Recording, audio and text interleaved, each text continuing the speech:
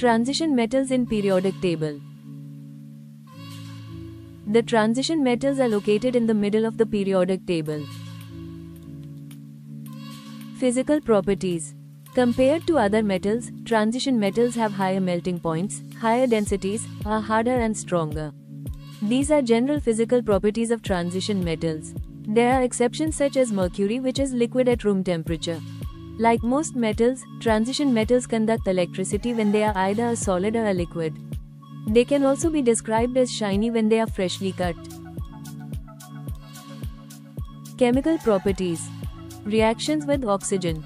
Most transition metals react very slowly with oxygen and some do not react at all. This is different to the alkali metals, which are generally reactive with oxygen. Some transition metals react when heated with oxygen. For example, copper plus oxygen gives copper oxide. Reactions with water. Like oxygen, transition metals react slowly or not at all with water. In the case of the transition metal iron, iron reacts with water to form hydrated iron oxide. This contrasts to the alkali metals, which are very reactive with water. Reactions with halogens. Some transition metals react with halogens. Halogens can be found in group 7 of the periodic table. For example, iron plus chlorine gives iron chloride. The transition metals share this property with the alkali metals, which also react with halogens, though very vigorously. Ions with different charges.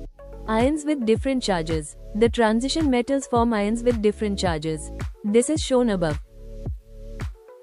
Colored compounds. Transition metals form colored compounds when they react. Other metals generally form white compounds. Iron compounds can be green, brown or red depending on the other reactant.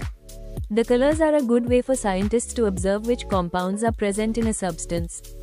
Catalytic activity. A catalyst is a substance that increases the rate of reaction without being used up itself. Some transition metals can be used as catalysts.